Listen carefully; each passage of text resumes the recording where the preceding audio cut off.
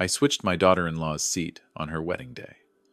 It was the quietest decision I ever made, and the coldest one of my life. No one knew that the chair she was about to sit in had been prepared to humiliate my wife in front of hundreds of people. No one knew my son was standing guard to make sure that plan went through. And no one imagined that I had seen everything from the very beginning. At a wedding that cost $250,000, the dirtiest thing was not on the floor. It was inside people's hearts.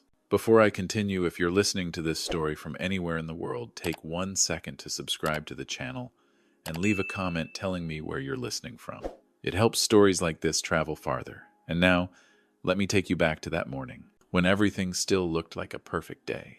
I sat alone in the study on the second floor, where I could look straight out over the Charleston beach, stretching under the sunlight. Outside, white chairs were lined up neatly on the sand. Sheer fabric drifted softly in the ocean breeze. Everything was arranged to look like a perfect dream. The rehearsal music played at an even pace, soft enough to make people believe this was a happy day. But I knew, days like that often hide the most. My family did not become wealthy overnight. Our hotel chain was built after the war, one brick at a time, one contract at a time. I spent nearly my entire life on discipline, on order, and on keeping my word. Ella, my wife, stood behind it all. She never appeared in newspapers. She never stepped onto a stage. But every important decision of my life carried her presence. Maybe that's why I always believed this. If someone does not respect Ella, they do not respect any value at all. Kyle is my youngest son. He grew up with abundance, yet always felt deprived. He was used to pointing his finger and having someone else pay the price. The first time Kyle brought Lauren home, I felt something was off. She smiled a lot. She said exactly what people wanted to hear. And she always held her phone like it was part of her body. Ella tried to be close to her future daughter-in-law. She asked questions. She gave way. She even took the blame for small things that were not her fault. I saw all of it. And I also saw how Lauren received it, as if it were only natural. This wedding was not my wish. Kyle and Lauren came to me with a long budget proposal. The final number was $250,000. They talked about image, about status, about how the guests needed to remember it forever. Ella stayed quiet. She only nodded slightly when I asked for her opinion. She was always like that, choosing peace over argument. I agreed, not because of the wedding, but because I thought this might be the last chance for this family to stand on the same side. But the closer the day came, the more something felt misaligned. Lauren often avoided Ella. When they did meet her, smile never reached her eyes. Kyle grew more irritable than usual. He talked a lot about entitlement, about the future, about what should belong to him. I had heard those words for years, but this time they sounded different, more urgent, more impatient. On the wedding morning, I passed by the preparation area and accidentally heard laughter from the makeup room. The door was half closed. I am not in the habit of eavesdropping, but Ella's name was spoken clearly enough to make me stop. Lauren was talking. Her voice was light, as if she were sharing a funny story. She called my wife an old wallet. She said people like Ella only sit in the front row and ruin the pictures. Then she mentioned a surprise gift, something that made the whole room burst into laughter. I stood there, my hand against the wall, feeling the cold spread up my arm. I did not walk in. I did not confront anyone. I turned away as if I had heard nothing. In the military, I learned that the first reaction is often the worst one. What unsettled me most was not Lauren's words, but Kyle's silence in that conversation. A silence of agreement. Back in the study, I looked out at the ocean for a long time. Ella was downstairs then, having her shawl adjusted by a friend. She looked elegant and calm, as if this were just another ordinary afternoon. I wondered how many times in life kindness is mistaken for weakness. How many times patience is confused with having no limits. Outside, the wedding continued to take shape. Every small detail was placed exactly where it belonged. But in my mind, everything had already begun to shift. I did not know exactly what that surprise gift was. But I knew one thing for certain. It was not meant for the family. And when a joke is built on the intention to humiliate someone, it is no longer a joke. I stood up, adjusted my vest, and told myself this. There are days when a father's duty is not to comfort but to observe until the truth reveals itself. That day, under the Charleston sun, I chose silence. But that silence was not forgiveness. It was only the first step. I left the study when the sun was already higher in the sky. Outside, the air was growing busy. Footsteps, voices calling out, the final test of the music blending together. I walked slowly, not because of my age, but because I wanted to see everything clearly. When a man has lived long enough, he understands this. The most decisive moments are rarely loud. They happen quietly, in corners most people never notice. The VIP seating area was set up close to the edge of the sand. The front row was reserved for family. Ella's name sat neatly on a small placard, the lettering elegant and precise. I stopped for a few seconds, just to be sure I wasn't mistaken. Everything looked perfectly normal. And if I hadn't heard those words in the makeup room, I would have turned away and believed this day would pass like any other. There were 15 minutes left before the ceremony began. Lauren appeared from behind, still in her wedding dress, but with the veil removed. She didn't notice me. Her eyes kept scanning around as if checking whether anyone was watching. I stepped back half a pace, standing behind a decorative pillar. That wasn't curiosity. It was a reflex shaped over many years. Lauren bent down beside the chair with Ella's name on it. From a small handbag, she pulled out a clear bottle of adhesive. I recognized it immediately. Industrial glue, the kind used to bond metal and wood, not something a person carries by accident. She opened the cap and squeezed gently. A thick layer spread across the seat. Not fast, not rushed, careful and cold. I thought I would feel anger, but I didn't. The first feeling was clarity. Every piece I had heard that morning clicked into place. Kyle stood a few yards away.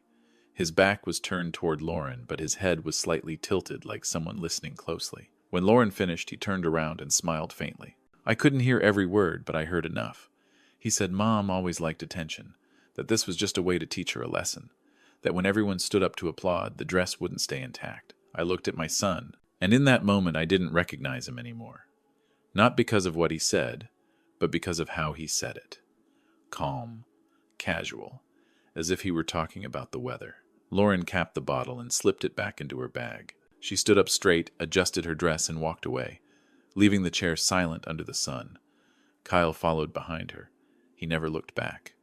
I stayed there for a few more seconds. The sea breeze moved the white ribbons gently. No one around noticed what had just happened. I knew that if I stepped out then, if I called their names, everything would explode immediately. But explosions don't always bring justice. Sometimes they only bring chaos. I bent down toward the chair. The glue was still wet. I reached my hand close, then stopped. I didn't need to touch it to know what it would do.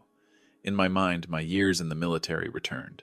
Lessons about control, about observation, about using an opponent's own actions to expose them. I didn't think long. The decision came naturally, as if I had known what I would do from the moment I heard that laughter in the makeup room. I removed the name placard that read Ella from the chair. No rush, no attention drawn. I walked to the main table where the bride's chair sat, in the most honored position. I looked around. Everyone was busy with final details. No one noticed an old man with gray hair holding two small placards. I switched them. The chair with the glue was placed in the bride's position. The clean chair went back to the family row where Ella would sit. I adjusted everything carefully, made sure it looked perfect just as before. When I stood up, no alarm sounded. No suspicious eyes turned toward me. I stepped back into the crowd. My heart beat steady, not from nerves, but from something else. Certainty. I didn't do this for revenge. I did it to stop a humiliation that had been carefully planned, and to let the truth find its own way into the light. A few minutes later, I saw Ella walking toward the family row. She smiled at me, that familiar, calm smile. She sat down in her seat, unaware that just minutes earlier that place had carried a different intention. I nodded slightly to her, a quiet reassurance. The music began. Guests settled into their seats. Lauren appeared again, this time with her veil covering her face. She walked slowly, confidently, like someone who believed everything was under her control. I stood in the back, watching every step. There were no questions left in my mind now. Only one clear thought. Some traps are dug for others to fall into, but some traps are simply waiting for the right person to come back and sit on them themselves. And that was how the ceremony began, with all its perfect appearances intact. The music softened, and the ceremony moved forward with a precision that felt almost artificial.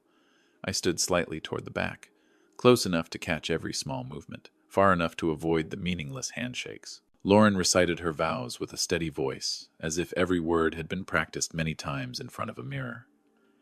Kyle repeated after her. His eyes flicked briefly toward the family row where Ella sat upright, hands folded neatly on her lap. Nothing happened, and it was that calm that told me the climax had not arrived yet. When the applause closed, the formal ceremony, I felt a slight pressure against the inside of my vest pocket. Kyle had asked me that morning to hold on to some documents for him, saying his jacket was too tight.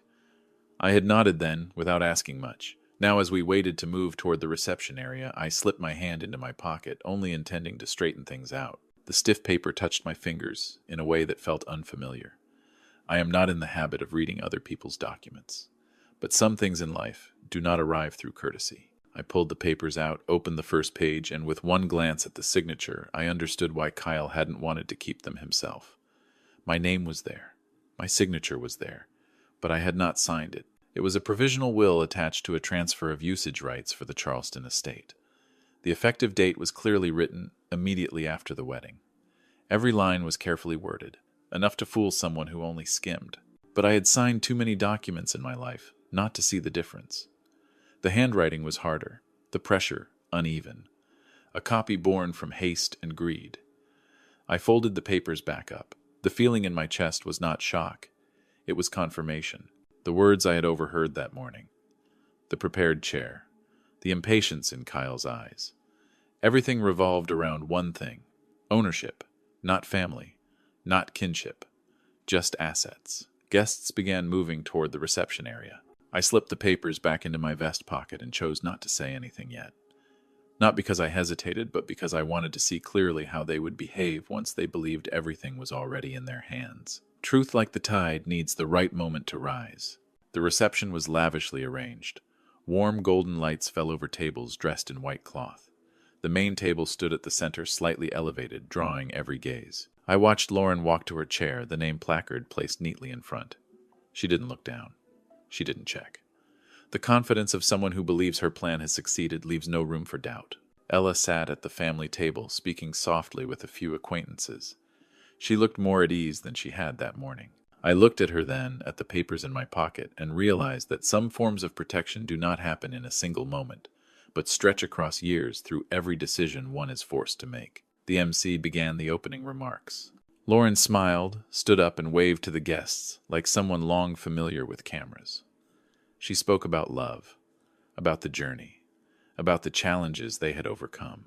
Every sentence was polished to sound perfect on the live stream. Kyle stood beside her, one hand resting on the back of the chair.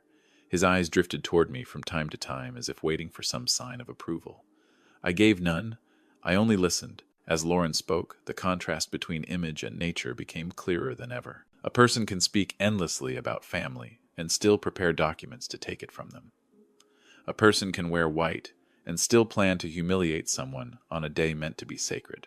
When the speech ended, the MC invited the bride to sit to prepare for the next segment, a commemorative video. Lauren turned back to her chair. She placed her hand on the seat and sat down with the confidence of someone expecting the next round of applause. I watched that moment without blinking. Not because I wished for something bad to happen, but because I knew every disguise has its limit. I adjusted my cuff, feeling the papers still there in my pocket. The forged will. The transfer documents. Things created to take, not to build. I didn't know exactly when I would speak. I only knew that when I did, I would speak once enough to never repeat myself. The video began to play. The lights in the reception hall dimmed. Old images filled the large screen. Kyle as a child. Beach trips. Family evenings. I heard a few emotional sighs in the room. I didn't look at the screen. I looked at Lauren. She sat straight-backed, hands resting on her lap, eyes fixed forward, completely unaware that the chair beneath her was holding tighter than any vow that had just been spoken. In my mind, everything was ready. No doubt, no hesitation. When the truth is already in your hands, the only thing left is to wait for the right moment to place it under the light. And that moment, I knew, was very close. The video was still playing when the MC spoke up. His voice was gentle but clear enough to cut through the emotion in the room. He invited the bride to stand and receive a special surprise from friends. It was a familiar moment in weddings like this, a moment designed to cue applause and tears at just the right time. Lauren smiled. She placed both hands on the edges of the chair, preparing to stand just as she had practiced in front of the mirror countless times. I saw that confidence clearly. It didn't come from happiness. It came from believing she was in control. Then everything stopped. Lauren leaned forward, but her lower body didn't move. The smile on her face froze like a photograph caught between two frames. She tried again, this time with more force. The chair made a soft sound. Not loud, but unusual enough for a few people at nearby tables to turn their heads. Kyle frowned and leaned down, whispering something to her. Lauren shook her head and whispered back, her voice tense. I couldn't hear the words, but I saw her hand tighten around the edge of the table. The MC hesitated on stage, trying to keep the program moving with a weak joke.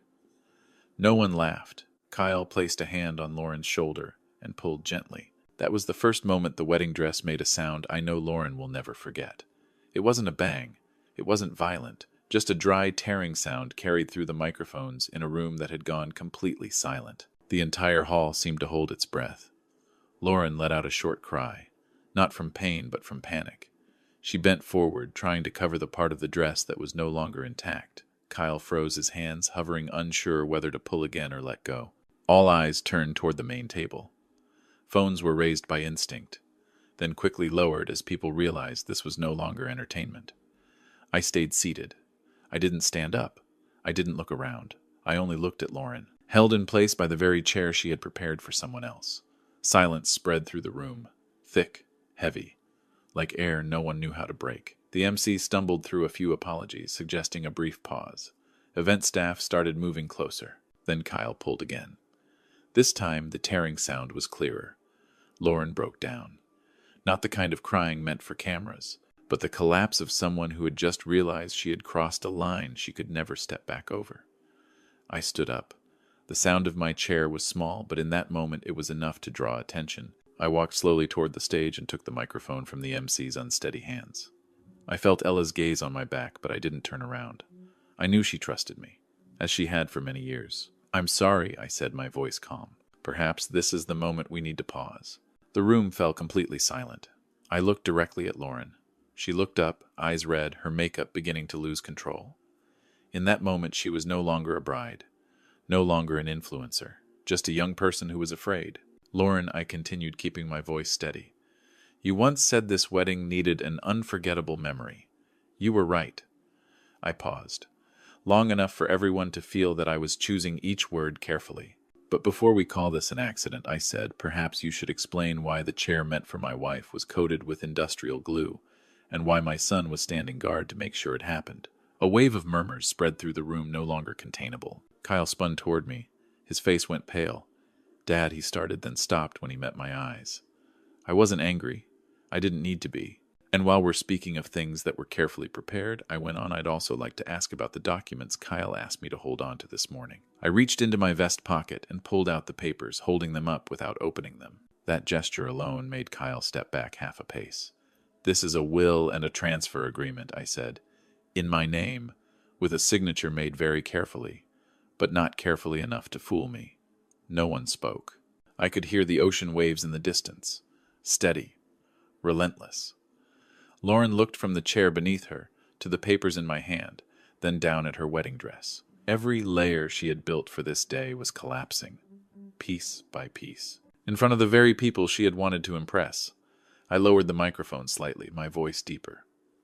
"I'm not standing here to humiliate anyone," I said. "I'm standing here because some jokes are not jokes, and some documents are not mistakes." I handed the microphone back to the MC and turned toward my seat. I didn't wait for reactions. I didn't need to. Everything that needed to be exposed was already in plain sight. Lauren remained stuck to the chair. Kyle stood beside her, out of words. And in that heavy silence, I knew it. The point of no return had been crossed. After I returned to my seat, no one had the confidence to call it a party anymore. The music was turned off completely. The event staff gathered in small groups, whispering, their eyes drifting toward the main table, then quickly away. Lauren remained seated, motionless. She no longer tried to stand. Kyle stood beside her, his shoulders heavy, as if for the first time in his life he understood that some things cannot be fixed with an apology. I sat next to Ella. She took my hand very lightly. She didn't ask anything. She didn't need to. That quiet moment was all the confirmation I needed. I leaned in and whispered that everything would be all right. Ella nodded, her eyes facing forward, calm in a way that made my chest ache. There are women who spend their entire lives holding a family together, and only when they are pushed to the edge do others finally understand the weight of that patience. I signaled to the estate manager. We spoke briefly. No raised voices. A few phone calls were made, enough for the appropriate legal parties to arrive and formally document the situation involving the paperwork. No one was dragged away. There was no chaos. Only questions that needed answers, and answers that would no longer be given on a stage. Legally speaking, the ceremony ended there. No loud announcement. None was necessary. When the foundation of a marriage is built on deception and humiliation, it collapses on its own. No one needs to push it. I stood up again, this time without a microphone. I walked over to Kyle and Lauren. My voice was low. Only they could hear me. I said today was not the day for arguments. I said they would leave the reception area after everything was handled properly, and before they left, they would personally clean up what remained of this event. Not as punishment, but as understanding. Everything has a price. Kyle looked at me. For the first time, he couldn't find a reason to argue. Lauren lowered her head. The white dress was no longer perfect, but what made her tremble wasn't the fabric. It was the silence of the people around her. A silence louder than any judgment. Night fell slowly. Guests left one by one. No noise. No curiosity. The beach returned to its original emptiness. I saw Kyle and Lauren, along with a few staff members, clearing tables and chairs under the warm yellow lights. Their movements were awkward. No one supervised them. There was no need. Some lessons only matter when a person is forced to face the consequences on their own. Later, I took Ella down to the sand. The sea breeze was cooler, softer. There was no music, no stage lights, only the waves and the darkening sky. I placed my hand on her back slowly, an old habit. Ella leaned into me, and for the first time that day I felt her breathing truly relax. We danced, without music, just a few slow steps, no need to keep time. I didn't think about what had happened. I didn't think about what would come next. I only thought this sometimes. A good ending isn't everything going back to the way it was, but everything being put back where it belongs. I don't know what Kyle and Lauren will do next. I only know that from that day on, all financial support stopped. Not as punishment, but as a boundary. Family is not something to exploit. It is where you learn responsibility. When we returned to the estate, I turned off all the lights on the terrace. The house grew quiet. I looked at Ella, and in the dim light I saw a very faint smile. It was the smile of someone who had endured long enough, and was finally protected the right way. Before going to bed, I stood on the balcony for a while longer. I thought about the chair, about the papers, about the silence that had spoken for me, and I understood something I had known for a long time. Money can buy a lavish wedding, but it cannot buy respect. And if someone tries to tear apart the dignity of the person who protected them their whole life, they will be the one left with nothing to cover themselves. If you were in my place, would you choose forgiveness? Or would you choose to put everything back within its proper limits? I'd like to hear your thoughts in the comments. Thank you for listening to this story. If it made you reflect on family, on boundaries, and on respect, please subscribe, like, and share so stories like this can continue to be told. Money can create a perfect day, but only self-respect can keep a family standing. Remember that, before it's too late.